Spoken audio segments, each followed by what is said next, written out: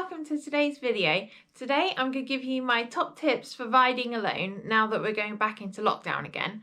And I just found that riding by myself before, I came up with lots of ways to keep me going and things that I needed to think about before riding. First of all, you should always plan your route of where you're going to go and try and always use roads that you know, just so you don't get lost. And if whilst we're in lockdown you get completely lost and you've got no one to come and rescue you, it's not going to be the best. So always make sure you know where you're going and you've planned your route. I always use Strava or Komoot to create my routes. So I'll search for Truro and then Komoot, and then it will come up with some ideas for around the area.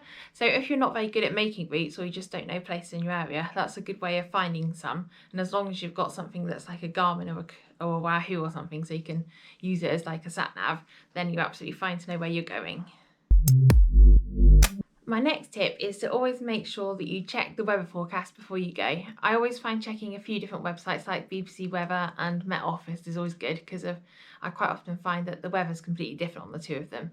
And to be honest, most of the time there's no point in following them at all. But I do use something sometimes when I'm doing longer rides called Epic Ride Weather, where you can upload your route from Strava and then it gives you the wind direction there, I think, for your whole route, and you set the start time. So you have some sort of idea about where you're going to have a headwind and where you might need to shelter under some trees, which is really useful. Most importantly, don't let the weather put you off, because unless it's a really bad weather warning, like for severe winds or rain or hail or snow or something like that, don't let it put you off. And most of the time when there is a weather warning, you can always redirect your route. So yesterday, instead of doing a road ride for Breeze, I just went down the camel trail with my friend because it was sheltered and dry and safe. There were some trees down, but we were able to get around them and everything. So don't let the weather ever put you off. So my next tip is, so after you've checked the weather forecast, you should always make sure you dress appropriately to the weather, because you don't want to end up going out in a summer jersey and shorts and getting freezing cold and wet. You want to make sure you've got enough layers so you're not too hot, and quite often take off the last layer you've put on if you feel like you've put too much on, because you could always even just put it in your back pocket or something if it's like an extra jacket, just so you don't get too hot. And then also you've got a spare layer for when you're cold. My next tip is to make sure you always take supplies with you so that you're self-sufficient, especially at the moment when you're not really supposed to be travelling around too much. You can go into a corner shop and stuff like that if it's desperate, but it's always best to avoid them.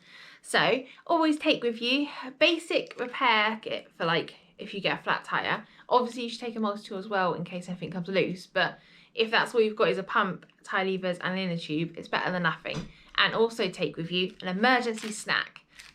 I've got here some little Haribo from Halloween and a Cliff Bar. But you should always make sure you've got something to eat with you just in case you're hungry, and a way to fix your bike. If you don't know how to change your tyres, I am planning on doing a video showing you how to do this in the quickest and easiest way in the next few weeks. So make sure you look out for that video. Don't forget to check your bike before you go out. So make sure that you've checked that your tyres are fully inflated.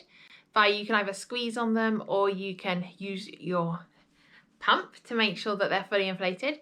And also make sure that your front brake and rear brake work. So you can do this by holding the front brake and pushing it forwards, and then holding the rear brake and pushing it backwards. And just make sure that nothing's loose and it's all ready to go. And make sure you've oiled your chain, because nothing worse than a dry chain.